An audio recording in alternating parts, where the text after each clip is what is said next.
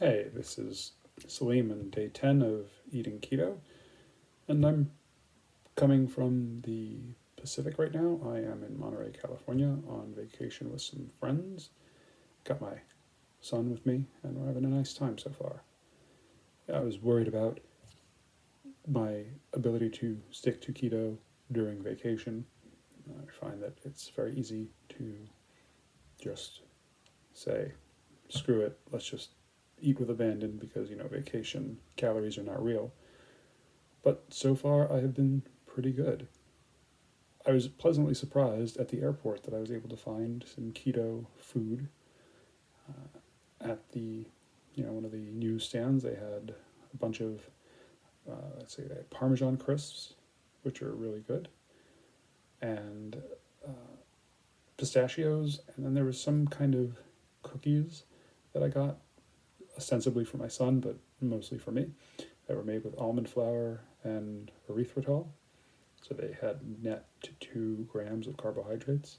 Now, I mean, I know all of these things are fundamentally junk, but again, it's progress, not perfection. I would rather have that than just saying, you know what, it's an airplane, let's just drown myself in Doritos or Cheetos or whatever else that I would normally choose to eat. It's sort of interesting when you're on a plane, it's very easy to kind of get bored and eat. So calorically, I'm sure I had way too many calories between all of those snacks and then the cheese sticks that I brought along. But ultimately, so be it. Better to overeat on mostly fat and protein than to overeat on carbs. So I'm at this beautiful beach house, and last night we did grilled chicken thighs and uh, kielbasa. There was other stuff, but I was able to just focus on eating those things, and it was perfect. Of course, the challenge is at being at a beach house where the other people are not eating keto is that there was a lot of other food just sort of laying around. There's tortillas and cookies and things like that, and the part of your brain that tries to justify doing whatever it is that you want to do was pretty strong last night, but not as strong as it normally is. So that part of my brain that said, just have one of those gourmet cookies. It's you flew, you earned it.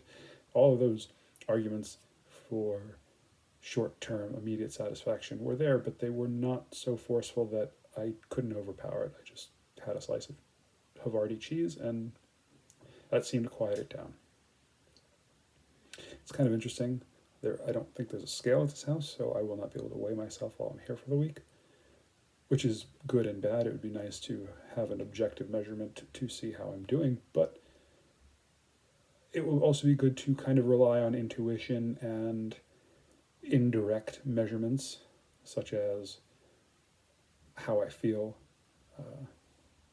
or how loose my pants are, the notches on the belt, anything that is indirect. And then my hope is that there will be a nice surprise at the end of the week. I will measure success, or I will grade success for this week, not on how much I lose, but whether or not I can maintain where I was. So if I was at 255 and then next week I'm not above that, I will consider this a successful trip.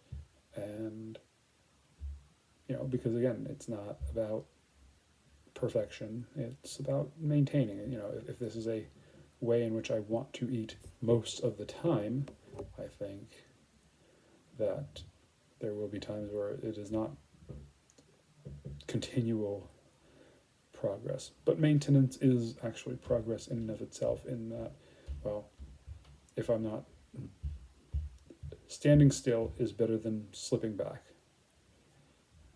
So, and honestly, it will be a victory if I can come out of a vacation and not having gained, 7 to 10 pounds, as typically vacation weight happens. I mean, luckily vacation weight tends to drop off fairly quickly, but I would rather be able to come home and not see that, I'm at 265. So that would be a huge success.